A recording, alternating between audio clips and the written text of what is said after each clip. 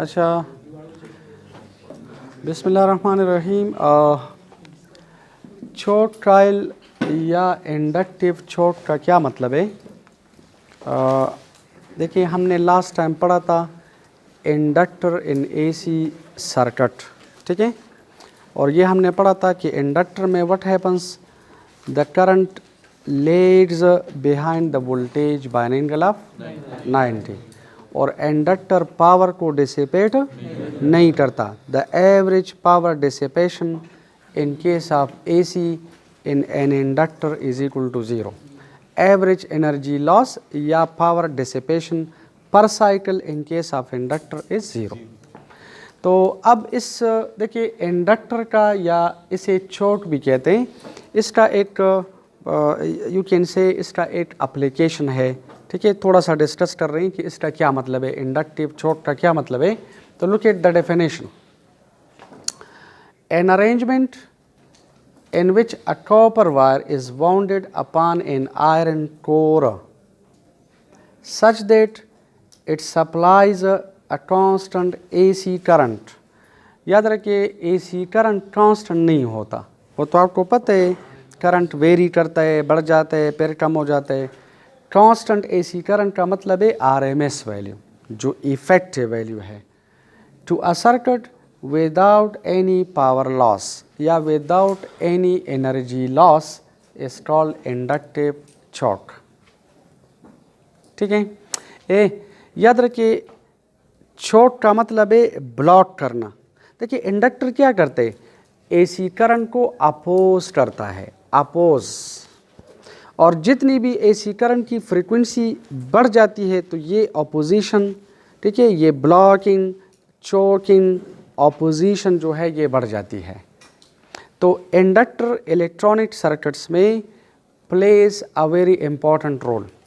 देखिए, एक रोल तो इसका ये है कि it supplies a particular constant AC current to a circuit without any energy loss, यानी ये पावर को या एनर्जी को लूज नहीं करता, power dissipation doesn't take place. लेकिन याद रखिए, अगर ये प्योर इंडक्टर है, अगर इसकी रेजिस्टेंस नेग्लिजिबल है, अगर रेजिस्टेंस नेग्लिजिबल है, क्योंकि अगर इसकी रेजिस्टेंस है तो आपको पता है रेजिस्टेंस की वजह से the power is dissipated.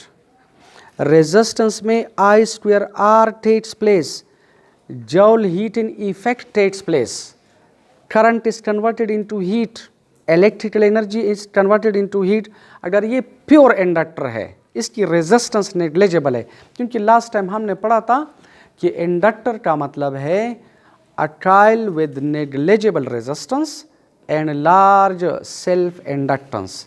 AC coil जिसकी रेजिस्टेंस नेग्लिजिबल हो और सेल्फ इंडक्टेंस लार्ज हो, तो उसे हम कहते हैं आइडियल इंडक्टर, प्योर इंडक्टर। तो प्योर इंडक्टर जो है वो एनर्जी को डिसिपेट नहीं करता, पावर को डिसिपेट नहीं करता। तो it supplies a constant AC current to a circuit without any energy loss. देखें, ये हमारे पास सपोज एक आयरन रॉड है, this is an iron rod, ठीक है। और इस आयरन रॉड के ऊपर अगर आप कॉपर वायर को इस तरह वाउंड करें, this is a copper wire,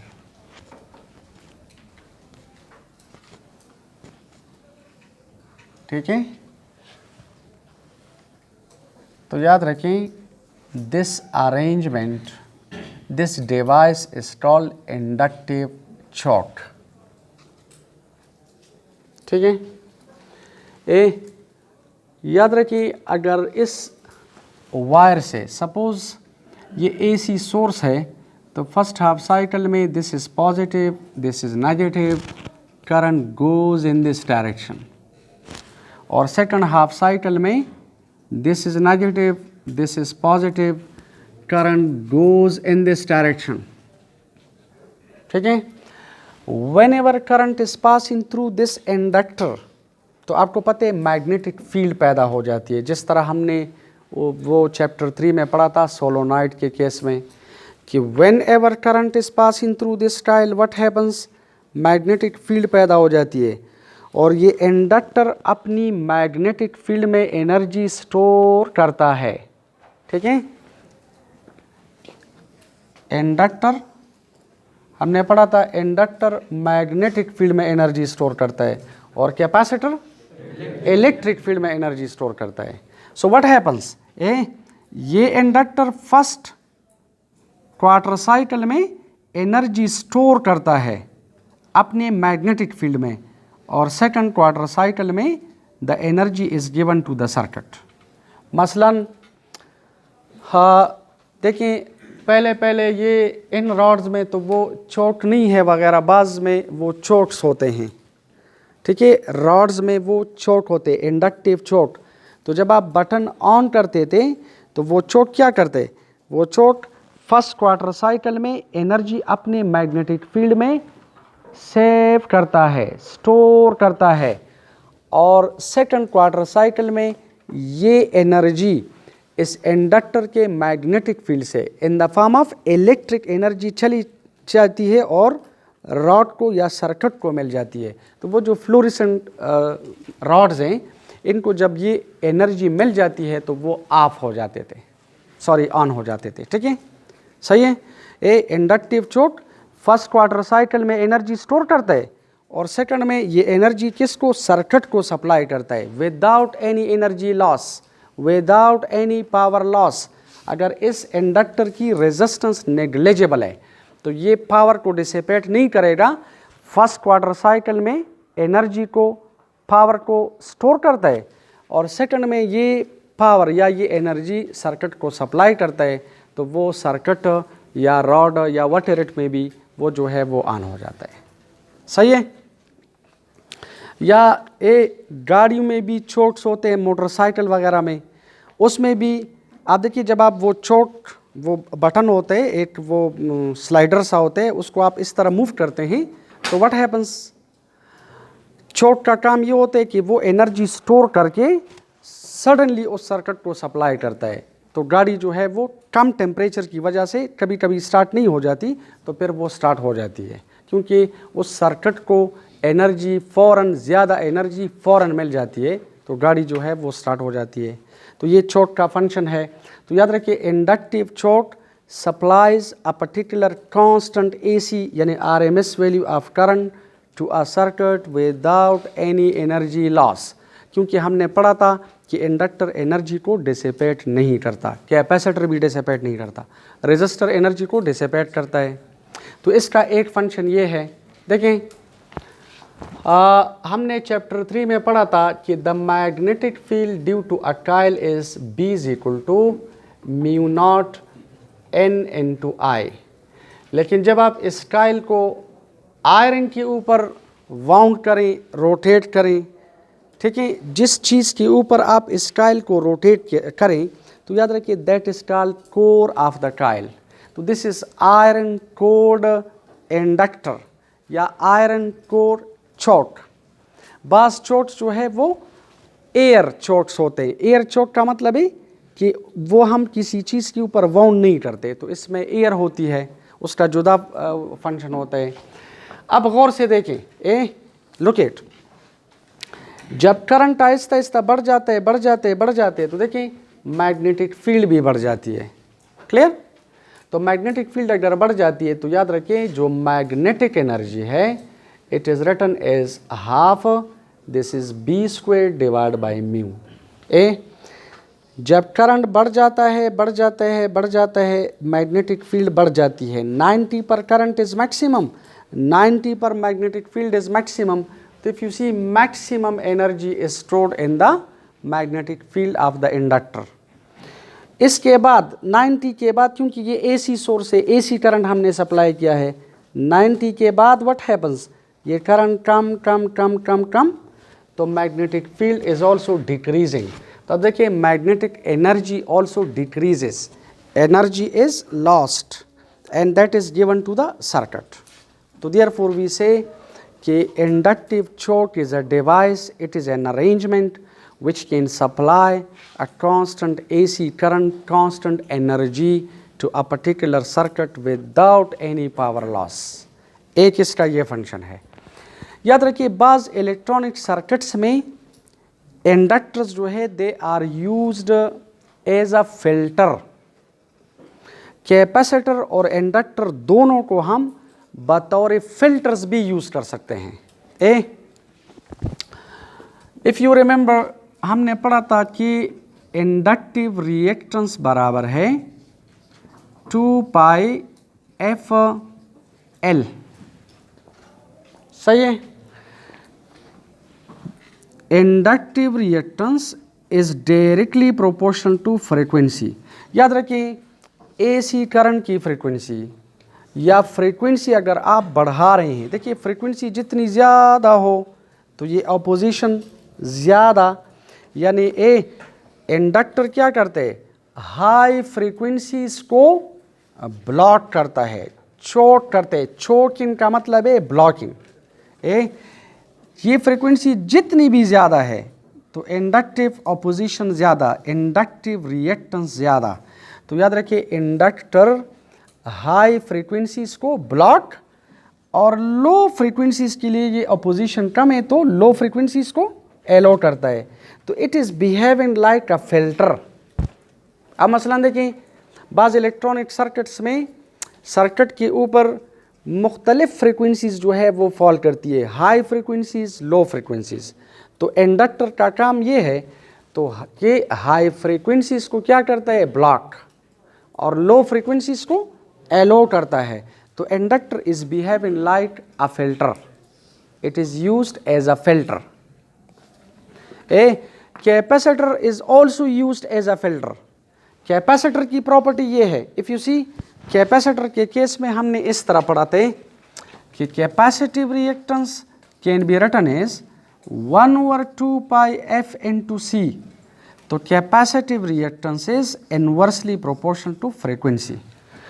अगर फ्रीक्वेंसी ज़्यादा है तो आप लोग देखिए ये अपोजिशन कम, और अगर फ्रीक्वेंसी कम है तो ये अपोजिशन ज़्यादा। तो देखिए कैपेसिटर क्या करता है, कैपेसिटर आप देखिए हाई फ्रीक्वेंसी को या हाई फ्रीक्वेंसी करंट को क्या करता है, एलो करता है। For high frequency capacitive opposition is low.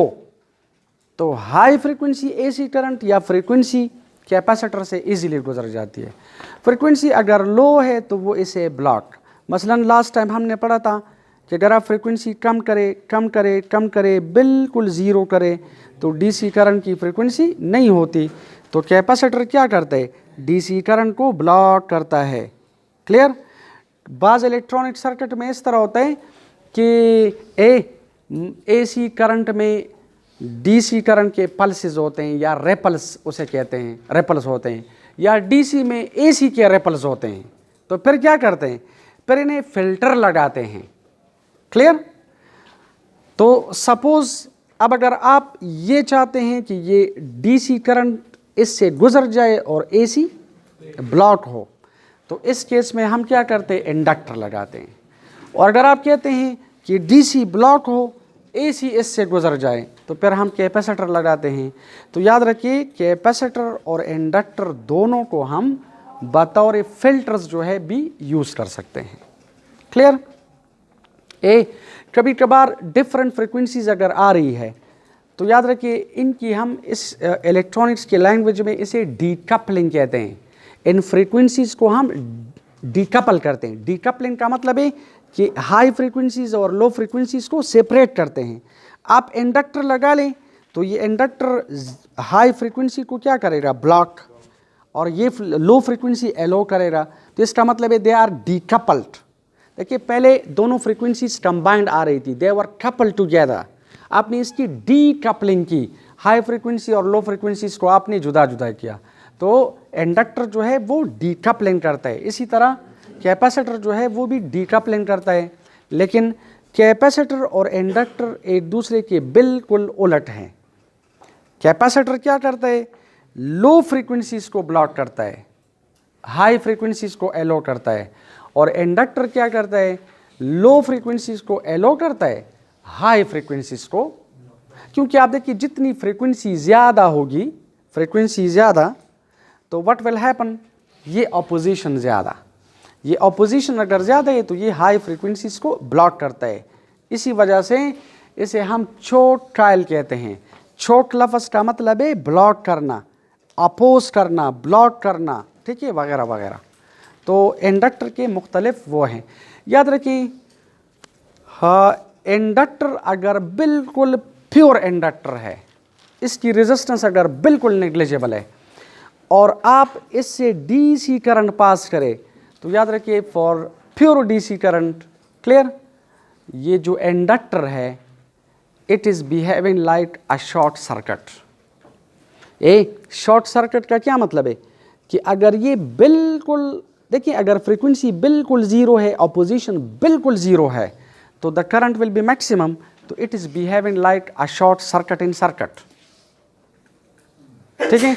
इसी वजह से इंडक्टर की, प्रैक्टिकल इंडक्टर की कुछ ना कुछ रेजिस्टेंस होती है, क्लियर, क्योंकि अगर आप इससे बिल्कुल प्योर डीसी पास करें तो फॉर प्योर डीसी इसकी जो अपोजिशन है वो नेग्लिजिबल है और maximum current will be passing through, तो in a sense we say short circuiting will take place, ठीक है।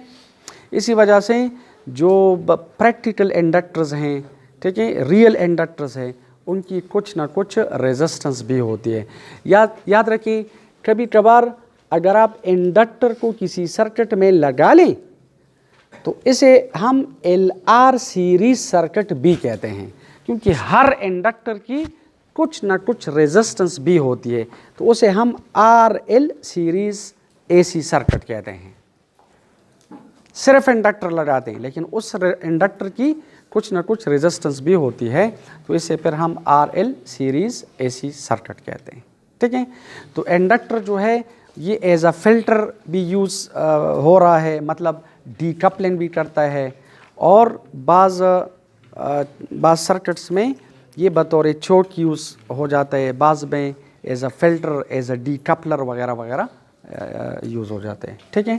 Thank you very much.